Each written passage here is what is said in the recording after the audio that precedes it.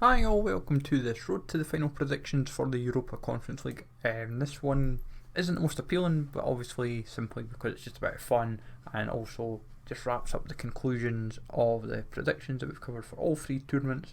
Obviously we have the full one which we fully expect to happen, but we thought we'd at least still cover all the individual cards nonetheless. Just gives us a bit of fun and gives you guys a bit of an idea of what to expect. So smash links always much appreciated. Sub to the channel if you're new. Follow me on Twitter at G is a legend. All links are down below for posting channel and social media links as always, and comment down below who you think could get a Europa Conference League road to the final knockout card. So our team is quite light. Simply 21 cards make the cut in this batch. So it will be interesting to see how this plays out.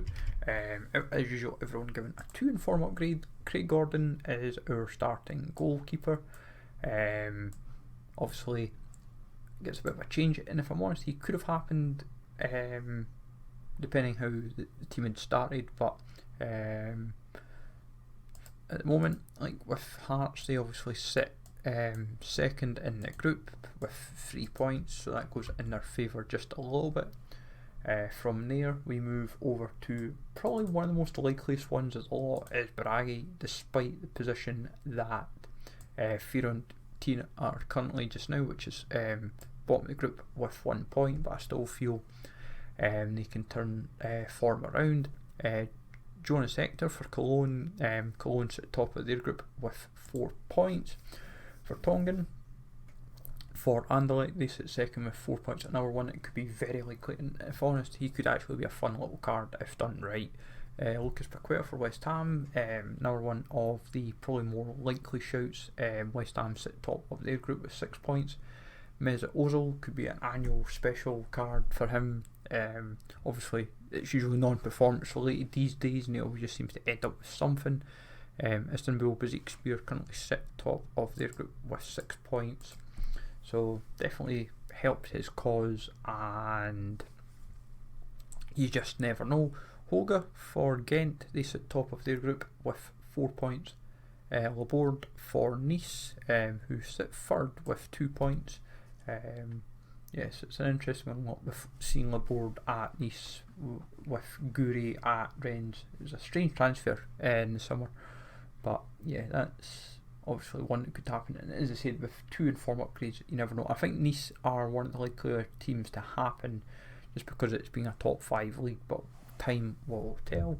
Villarreal's Gerard Moreno, he could get the card. I can't see, could unfortunately Parejo or whoever, you never know, but they sit top of the group regardless. Villarreal's going to get one. It's just a case of who. We just went Moreno because he's he's basically the highest rated card here, and it also depends how they do it, because you're trying to juice them up with 2 in form upgrades. Max Gradel, Sivasspor sit second in their group with 4 points, so makes him a bit more usable, obviously. So it helps his cause a little bit. Carlson for AZ Alkmaar, they sit top of their group with 6 points, so definitely a viable shout, Carlson. As we said in the in our main full predictions, would not be surprised if whoever gets featured from the Silver Stars is from this tournament. Other players that could happen: Scuffet for Cluj. I nearly forgot the badge there. I was like, who's the badge? But they've got 1 point in their group. So yeah, Cluj, probably the most unlikely shout, but it gives the Romanian League a bit of a fun card, I suppose, especially if it's like 2 in form upgrades. You never know. Like, it would make good for the Panini people, really, if I'm honest, if it's like one from every team. That's the way I would always look at these. It's like, just say you only scratch the surface with a team of like 11. Why not just give us a full whack? Give people to unlock. Dury for Slavia Prague, they sit top of their group with 4 points. 84 left back. He is one of those as well that has like multiple positions, so if you were to get him in a central position, he'd probably look a bit of fun despite the nation and league lack of lines for Mulder. Akram's no longer a gold, so lines is kind of the next most appealing option, I'm afraid. But they sit third with 1 point in their group.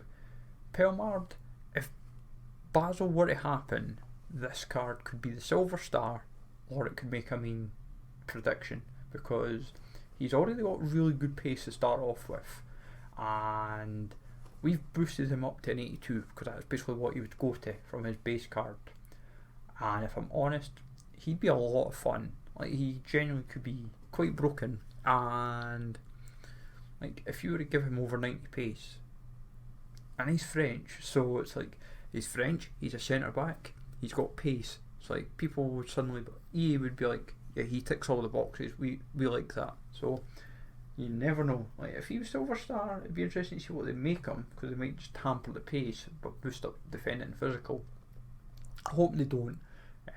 But yeah, that is definitely one card that I am quite intrigued to see if it could happen. Ericsson, was it last year? He was like Player of the Year.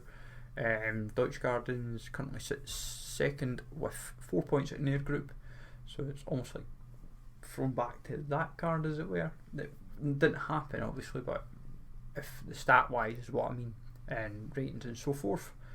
João Amaral for Lech Poznan, they sit second with 3 points in their group.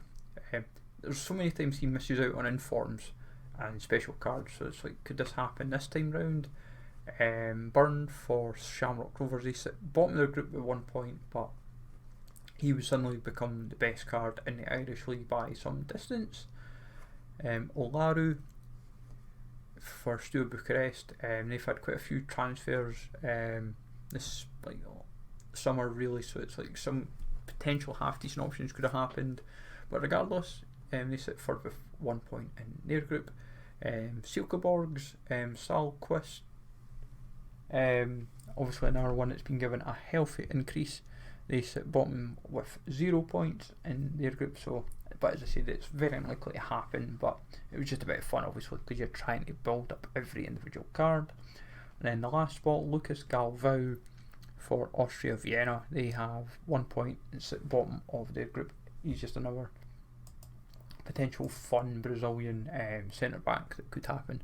But as I said, for all of this all told, 21 of the 32 teams are in FIFA. The other 11 are sadly not. But I would say, looking at it, I think those that are on the left are the most likely to happen. Like maybe not Gordon. Gordon's probably the only one out of the starting 11 I'd have maybe say any doubts about not happening. And then Pelmard and Dorley for on the right that I think could have a shout of happening. But we'll see what happens though. It's just a wait and see game, of course, with anything. As I said, mind to check the full predictions as well if you want to get an idea of who I've went for and who I've not went for. From all of these individual, like, could obviously have combined individual predictions to full prediction just to give you a clearer idea. But smash likes always, folks. Sub to the channel if you're new. Follow me on Twitter, G is Legend, and I will catch you all later.